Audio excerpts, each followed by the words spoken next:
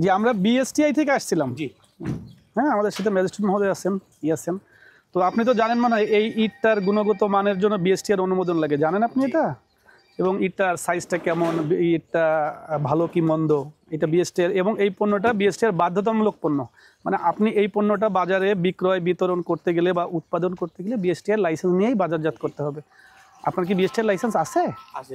নিয়ে আসেন আপনি, আমরা এখানে দাঁড়াই বিএসটিআর লাইসেন্সগুলো দিয়ে সার্বিক। আপনার কি লাইসেন্স আছে বিএসটিআর? আপনি প্রতিষ্ঠানের কি? আমি পরিচালক। পরিচালক হলে তো না সবই লাইসেন্স আছে বললাম না। আমি একটা জিনিস চেয়েছি, কি বলেন তো কিসের লাইসেন্স? বিএসটি। আপনি যেন বললেন যে আছে, আমাদের জানা মতে আপনার বিএসটিআর লাইসেন্স নাই। তো আপনি যদি স্বাভাবিকভাবে না জানেন আগে যার কাছে আছে পরিচালক তো জানার কথা, তাহলে আপনি জেনে বলেন আর কি, অথবা সেটা দিয়ে সহযোগিতা করেন। থাকলে আমাদের বিএসটিআর লাইসেন্সের কপিটা দেন। আপনার এই প্রতিষ্ঠানের বয়স কত? আমরা নিছি 2 বছর যাবত বিএসটিআর লাইসেন্স করেন নাই কেন? আপনারা নিছেন 2 বছর। আপনার আর কয়টা ভাটা আছে আপনাদের? আমার এটাই। আপনার এটা ভাইয়া যার নাম বললেন বা ওনাদের কয়টা ভাটা আছে?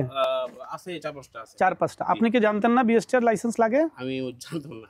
আপনি জানতেন না, কে জানতো? আমার ছোট ভাই আসতেছে যে মালিক। আচ্ছা আপনি কি ওনার আপন ভাই? জি আপন বড় ভাই। আপন ভাই। আপনাদের মোট কয়টা ভাটা? আমাদের আছে 4-5টা। 4-5টা ভাটা। এইগুলো কত বছর আপনার ইট ভাটার সাথে কতদিন যুক্ত? আমাদের পূর্বপুরুষ থেকে ইট ভাটা। ইট ভাটাতে বিএসটিআই লাগে আপনি জানতেন না কখনোই? আমি পণ্য হিসেবে লাগে এটা জানতাম। পণ্য হিসেবে লাগে বিএসটিআই। আচ্ছা তো একটা জিনিস আছে যে না জানা অপরাধ না, কিন্তু জানা তো জেনে শুনে তো অপরাধ। আপনাদের বারে বারে তাগাদা দেওয়া হচ্ছে বিএসটিআর লাইসেন্সের জন্য, আপনারা কেন বিএসটিআর লাইসেন্স নিচ্ছেন না? আচ্ছা হ্যাঁ ভ্যাট দেন। ভ্যাট কেন দেন? ভ্যাট না দিলে তো হয় না, বলছি ভ্যাটটা তো না দিলেও চলে, আপনার ভ্যাটটা দিতে হবে না।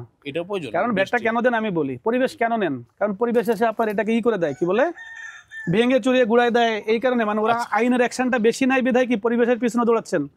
তারপরে আপনি ভ্যাট দিচ্ছেন কেন? আপনার যে গাড়িগুলো রাস্তার মধ্যেই করতেছে, কি বলে আমি তো জানি আপনি ভ্যাট দেন কেন, আমি জানি, কিন্তু আপনি ভ্যাট তো আপনি এমনি দেন না। কারণ আপনার যে ট্রাকটা যাচ্ছে রাস্তায় দাঁড়ায় আছে, ট্রাকটা নিয়ে তাদের কাছে নিয়ে চলে যাচ্ছে, তো এই কারণে তাদের ভ্যাট দেন এবং দেন কি বলে পরিবেশটাও নেন। কিন্তু বিএসটিআর নেন না কেন? মানে বিএসটি আপনি এই পণ্যটা যে ছোট না পণ্যটা আমি বলি, আপনার ইটটা ছোট না বড়? এই ইটটা ছোট না বড় এটা আপনি কিভাবে শিওর হলেন? আমরা এখন ইটগুলো যদি মাপি বা আপনার ইটগুলো ভালো বা মন্দ এটা আপনি শিওর কিভাবে হচ্ছেন? আপনি তো বলছেন যে আপনি 1 নম্বর ইট, আপনি কিভাবে নিশ্চয়তা দিচ্ছেন পণ্যটার 1 নম্বর ইট? আপনি যখন বলতেছেন না এটা 1 নম্বর ইট, এই পণ্যটা যে 1 নম্বর, এটা আপনি কিভাবে নিশ্চয়তা দিচ্ছেন? না এটা বিএসটিআর নির্ধারিত, এটা ভালো কি মন্দ এটা দেখার জন্য সরকারের একমাত্র authorization government organization, authorize government organization কি বিএসটিআই। বিএসটিআই আপনার পণ্যটা দেখে বলবে এটা ভালো না মন্দ। বিএসটিআর ল্যাব আছে, বিএসটিআর ল্যাবে টেস্ট হবে, বিএসটিআর ল্যাবে টেস্ট হওয়ার পরে এটার অনেকগুলো স্ট্যান্ড ভালো কিনা, সাইজ ভালো কিনা, গুণগত মানের নিশ্চয়তা একমাত্র বিএসটিআই দিবে। এই কারণে বিএসটিআর লাইসেন্সের এই ক্লে ব্রিক্স বা ইট পণ্যটা বিএসটিআই বাধ্যতামূলক করছে যে এই পণ্যটা যদি আপনি বাজারে বিক্রয় করেন, বিতরণ করেন বা উৎপাদন করেন তাহলে বিএসটিআর লাইসেন্স লাগবে। কিন্তু আপনারা জেনে বুঝে আপনারা বিএসটিআর লাইসেন্স নিচ্ছেন না, এটা বিএসটিআই আইনে একটা দণ্ডনীয় অপরাধ। আমরা তো বিএসটিআই থেকে আসছিলাম। হ্যাঁ ইতিমধ্যে আপনার ছোট ভাই না বড় ভাই ওনার সাথে কথা হলো যে আমাদের সাথে ম্যাজিস্ট্রেট মহোদয় আছেন, তো আপনাদের এখানে বিএসটিআর লাইসেন্স আছে কিনা? আপনি তো জানেন যে ইট পণ্যটা বিএসটিআর বাধ্যতামূলক পণ্য। এই পণ্যটা বিক্রয় বিতরণ বা বাজারজাত করতে গেলে বিএসটিআর লাইসেন্স বাধ্যতামূলক। এবং এই পণ্যটার মান সঠিক আছে কিনা, পণ্যটার সাইজ ঠিক আছে কিনা, এইগুলো তদারকি করার জন্য কারা আছেন? বিএসটিআই। তো আমরা এখানে এসে আপনার কাছে ওনাদের কাছে জিজ্ঞেস করলাম যে বিএসটিআর লাইসেন্স আছে কিনা। আপনার কি বিএসটিআর লাইসেন্স আছে? না না আগে ছিল, এখন নাই। বিএসটিআর লাইসেন্স ছিল, কত সাল পর্যন্ত ছিল?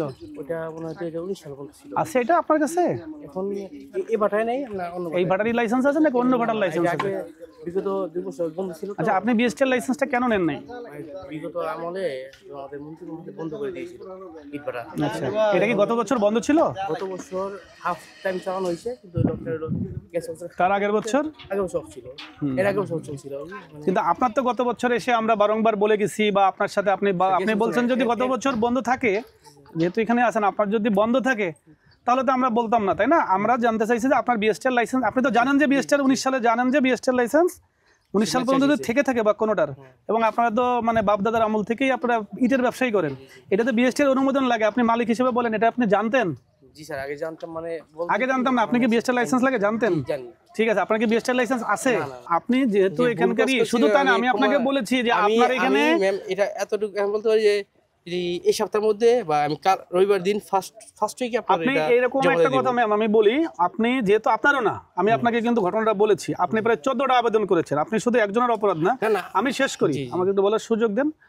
আপনি যখন একটা জিনিসের দায়িত্ব নেবেন বা একটা কাজের ক্ষেত্রে আপনি বিএসটি বোঝেন, আপনার চাচা খালু সবাই আছে, আপনাকে লিডার মানছে মনে করেন, আপনি সবগুলোর, আমরা তো ওইগুলোতে আমরা যেতে পারতাম বা চিঠি আপনাকে দেওয়ার পরে আপনাকে একবার না, আপনি বলছেন না বারংবার আপনার কাছে আমরা বলেছি যে ইটগুলো জমা দেন বা করেন, আপনি ঈদ জমা দিয়েছেন স্যার, এটা কিন্তু ঈদ জমা দিয়েছিলাম একটা। না ইট আচ্ছা, দেখান, আপনি রিসিপ্ট দেখান, ইট ওইটা জমা দেন না, আমাদের আপনি যে আবেদন জমা আমাদের দিয়েছেন। ওই বাটাগুলোতে, হ্যাঁ হ্যাঁ, যে ওই বাটাতে আমরা কিন্তু ঈদ জমা আপনার দিয়েছিলাম। কাছে এখানে আসছে, এটার কি ইট ভাড়ার কিছু জমা না, আছে না, আপনার? আমার এটা জমা নেই। ঠিক আছে, কথা আমার বললে কিছু আবেদন জমা ছিল আর কি। হ্যাঁ আমি আপনার আইনের প্রতি শ্রদ্ধা, আমি বলতেছি করবো, আমি ইনশাল্লাহ আমি আপনাদের কথা দিয়েছি, স্যারকেও কথা দিচ্ছি যে রবিবার দিনে ফার্স্ট উইকে আমি সম্পূর্ণটা পেড জমা দিয়ে আমি টাকা পয়সা জমা না দিয়ে না আমি শুনেন, আপনাদেরকে যেহেতু বারংবার বলা হয়েছে, হ্যাঁ, কিন্তু ম্যাম আপনারা গেছে করেন নাই।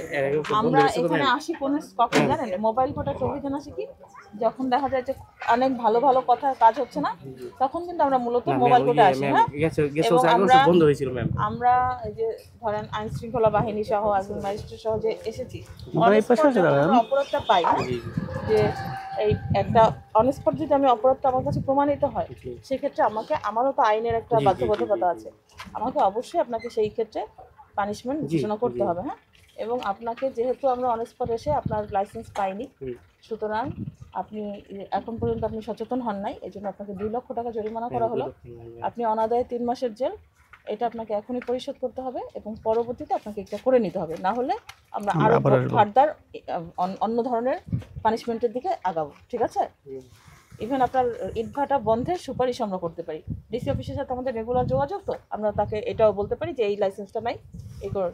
এটা হয়তো বা আপনাকে অন স্পট আপনি এখন জরিমানা দিবেন 2 লক্ষ টাকা এই ক্ষেত্রে, এবং আপনাকে কমিটমেন্ট আসতে হবে আমাদের সাথে যে আপনি আবার এই যে আমি নিয়ে অবশ্যই নিবেন। ম্যাম, হ্যাঁ, আমি অবশ্যই নিয়ে নিবেন। অবশ্যই করবো। পরবর্তীতে এটা যদি না হয়, আমাদের সাথে কমিটমেন্ট যদি আপনি রক্ষা না করেন, সেক্ষেত্রে আমরা আবার ডিসি অফিসকে চিঠি দিয়ে জানাবো। ঠিক আছে।